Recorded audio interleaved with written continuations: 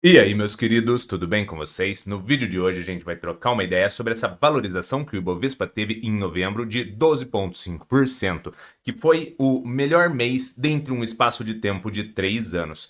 O Ibovespa está na casa de 128 mil pontos e muitos investidores já ficam com aquela questão: será que ele vai atingir 130, 140, 150? Será que agora ativos de renda variável vão ser apenas valorizações? Ou será que tem algum risco aqui por trás? Isso é apenas uma alta momentânea? Então, no vídeo de hoje, a gente vai passar por alguns pontos de atenção, alguns pontos que poderiam continuar viabilizando essa potencialização e valorização tanto do Ibovespa quanto de ativos de risco. E a gente vai comentar também se essa valorização recente, tanto do Ibovespa quanto de algumas ações, tem a ver com essa queda de taxa de juros, da taxa Selic, e se, conforme ela for tendo continuidades nessas quedas, se isso potencializaria ainda mais esses resultados. Mas é claro que nada do que for dito aqui vai ser uma recomendação de investimentos, mas se você caiu aqui no vídeo ou se você já acompanha o canal, já senta aí o dedo no like, já se inscreve se você não tiver inscrito, dá essa força pro canal crescer. Só para a gente trazer a notícia aqui, na CNN Brasil, Ibovespa sobe 12,5% em novembro, melhor mês em 3 anos. E aqui também teve um recuo no dólar de 2,48, que foi a maior queda desde junho. Então vamos por partes aqui. Se você tem o perfil de renda variável, eu acredito que você já deveria estar estudando e se posicionando ao longo do tempo conforme você visualizasse oportunidades. Porém, eu compreendo que muitas pessoas tendem a querer iniciar nos investimentos quando tem essas notícias, esses movimentos de alta recente, como por exemplo esse do Ibovespa batendo 128 mil pontos. Então, assim, a ideia que eu fico é que você, caso tenha o perfil e tenha esse interesse, já deveria ir estudando e se posicionando ao longo do tempo, porque aí sim você conseguiria efetuar pontos de entrada mais interessantes e reduzir seus riscos. E o outro detalhe é que o Ibovespa, ele não é a bolsa. O Ibovespa é um índice de referência da bolsa, mas ele de fato não é a bolsa. Você pode ter o Ibovespa subindo e algumas ações caindo ou subindo mais do que o Ibovespa. No caso, o Ibovespa, ele é mais um índice ali composto por commodities, setor financeiro. Não estou dizendo que isso é bom ou ruim, porém ele não representa a bolsa em sua totalidade. Ele acaba tendo essa exposição em commodity e em setor financeiro, conforme as maiores empresas do Brasil. Mas geralmente ele tende a representar sim valorizações ou desvalorizações nessa questão de renda variável, mas não é porque o Ibovespa está indo para cima que necessariamente todas as ações, todos os ativos de risco estariam indo para cima.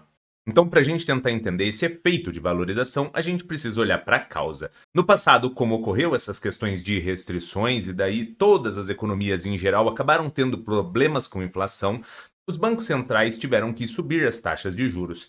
Isso cria uma retração econômica, ou seja, o país em si acaba crescendo menos, menos empresas são abertas, menos investimentos são efetuados, menos pessoas acabam conseguindo emprego, então meio que você pisa no freio da economia e a economia como um todo tende a desacelerar. Porque o custo do dinheiro acaba ficando mais caro porque a taxa de juros sobe e daí os seus empréstimos, financiamentos e tudo mais acaba ficando mais caro. Então, quando a gente visualiza o cenário Brasil, nós já tivemos algumas reuniões com queda de taxa de juros, o que é positivo para ativos de renda variável, positivo para a economia. E quando a gente olha para o cenário mais macro, no questão do Banco Central americano, existe uma perspectiva de que talvez ocorreu já um cessamento de subida de taxa de juros e que em algum momento eles poderiam começar a fazer cortes também. E tudo isso aí geraria um ambiente mais propício para valorizações em renda variável. Calma que mais ao longo do vídeo a gente vai entrar do porquê que isso ocorre quando essas taxas de juros elas caem. E o primeiro ponto de atenção que vai aqui é o seguinte: como eu comentei, eu acredito que se você já tenha o perfil de investir em ativos de risco e já tenha essa vontade, você já deveria ir estudando e se posicionando ao longo do tempo. E não apenas querer se posicionar quando ocorrerem valorizações.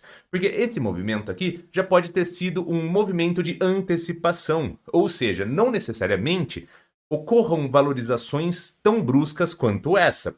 Porque o mercado geralmente ele visualiza o cenário, ele projeta o futuro e ele faz uma antecipação aqui no presente, ou seja, ele não espera as taxas de juros caírem, as empresas entregarem grandes resultados, ele já imagina que isso irá ocorrer e ele já se posiciona aqui antes do fato ocorrer. Então, esse movimento pode já ter sido uma antecipação, isso não quer dizer que não haverão novas valorizações. Só que talvez você que tem o perfil já poderia ter se posicionado em investimentos a preços melhores e com reduções de risco, deixando uma relação de risco-retorno mais atrativa para os seus investimentos.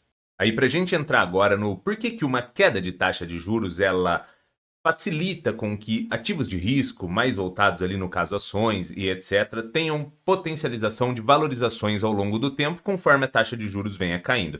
O primeiro deles é o inverso do que eu comentei no início. Se uma taxa de juros elevada, ela pisa no freio da economia, uma taxa de juros menor, ela pisa no acelerador da economia. Então as empresas começam a pensar em ou efetuar novas aberturas ou novos investimentos, e aí a economia começa a girar, e daí você precisa contratar pessoas, essas pessoas adquirem poder aquisitivo de consumo, elas começam a consumir e toda a roda econômica começa a girar. E isso é positivo tanto para as empresas quanto para a economia de modo geral.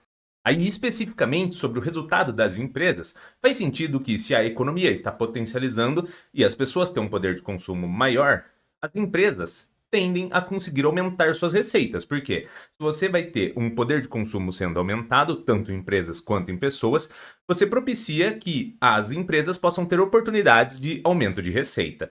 Em contrapartida, como a taxa de juros reduz o custo do dinheiro, as empresas que já possuem dívidas acabam tendo uma despesa financeira corroendo menos o resultado. Então ela acaba ganhando na possibilidade de potencialização de receita e na redução de despesa financeira. Consequentemente, ela consegue ter um resultado mais atrativo do que com taxas de juros elevadas. E conforme as ações tragam resultados mais positivos ou melhores, elas tenderiam a se valorizar.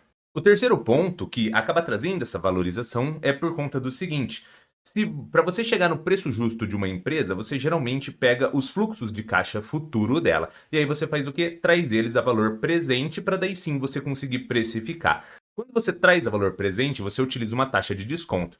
E conforme a taxa de juros seja menor, a tendência é que essa taxa de desconto ela seja menor. Então, quando você traz o fluxo futuro para o presente, você chega em valores mais atrativos quando essa taxa de desconto é menor. E é por isso também que oferece um upside de valorização para ativos de risco. E o quarto ponto que poderia propiciar uma valorização para ativos de risco é o seguinte: se a taxa de juros tende a cair, os ativos de renda fixa tendem a pagar menos. E, consequentemente, se você tiver ativos de risco subprecificados ali, ofertando ainda uma capacidade de pagamento de dividendos interessante, os investidores começam a olhar, pô, aqui esse ativo de renda fixa, ele vai começar a ficar não muito interessante ao longo do tempo.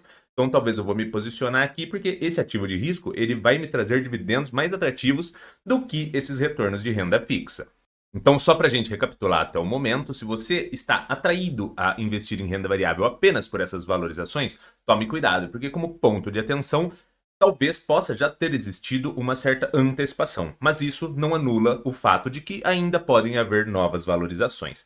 E na potencialização conforme a queda de taxa de juros, nós temos essa questão de a economia melhorar e daí todo mundo acaba ganhando, empresas, pessoas. Por conta disso, as empresas podem vender mais, prestar mais serviços e gerar mais receita. E, consequentemente, como os empréstimos dela acabam ficando menos custosos, ela tem uma despesa financeira de juros corroendo menos o resultado. Então, ela pode ganhar tanto com vendas a maior quanto com despesa financeira a menor, e tudo isso transforma o resultado dela em algo mais positivo.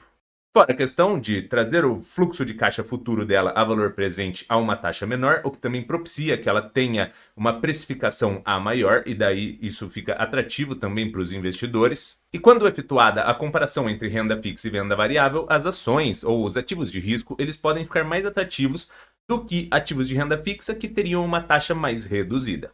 E agora, só para a gente finalizar, como a gente já entendeu o porquê que a queda de taxa de juros potencializa esses ativos de risco, a gente vai ver alguns pontos que poderiam fazer com que essa queda de taxa de juros continuasse, tanto aqui quanto em cenário americano. Então, o que poderia travar essa queda de taxa de juros em primeiro momento seria essas questões de políticas fiscais, que, a depender do que fosse aprovado, poderia gerar mais conturbações. Fora essa questão de déficit fiscal também, que vai gerar um problema ao longo de 2023 e 2024. O segundo ponto que poderia propiciar essa continuidade de queda de taxa de juros seria esse cessar de aumento de taxa de juros americana, essa estabilização da economia e essa perspectiva de queda. Porque enquanto esses juros americanos estiverem em alta, a gente tem dificuldade de reduzir os nossos juros. Porque se a gente começa a descer os nossos juros muito rápido e os Estados Unidos ainda continua a subir, você concorda que os investidores vão olhar e falar assim, bom, O Brasil, ele tem um risco muito maior e ele está pagando, por exemplo, 9%.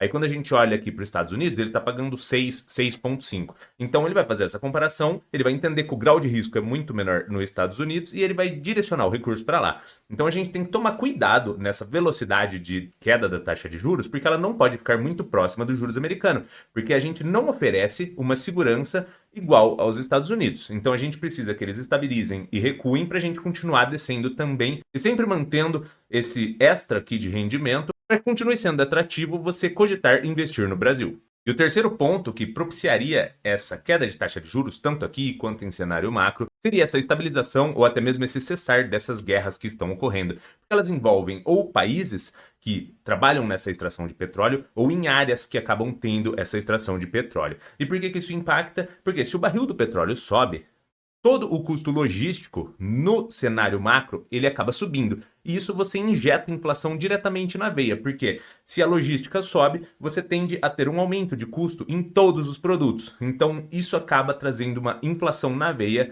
e acaba fazendo com que talvez essa queda de taxa de juros, ela seja de uma forma mais lenta. Então a conclusão que a gente pode tirar é a seguinte: se ocorrer essa estabilização ou até mesmo cessar dessas guerras, se a economia americana conseguir estabilizar e ter perspectivas de quedas, e se o Brasil conseguir ter essa estabilidade fiscal, poderíamos sim continuar com essas quedas de taxa de juros e ia entrar naquele tópico que eu comentei com vocês dessas potencializações que iriam acontecer com ativos de risco por conta dessa queda de taxa de juros. E isso tudo poderia trazer sim mais valorizações para o Ibovespa. Mas é sempre bom a gente ficar de olhos atentos para aquela questão que eu comentei sobre a antecipação de movimentos.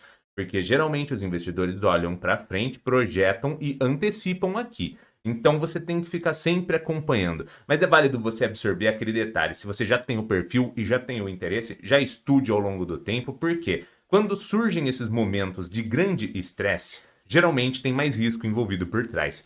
Porém, você consegue se posicionar a pontos de entradas mais interessantes em relação de risco-retorno e efetuar ótimos investimentos. Mas é claro que nada do que foi dito aqui foi uma recomendação de investimentos, porque você que tem que ser responsável por estudar e se capacitar. Porque no fim do dia, o lucro ou o prejuízo é inteiramente seu. Mas se você curtiu esse vídeo, senta o dedo aí no like, se inscreve no canal, dá essa força aí pro canal crescer. Eras isso e abraços!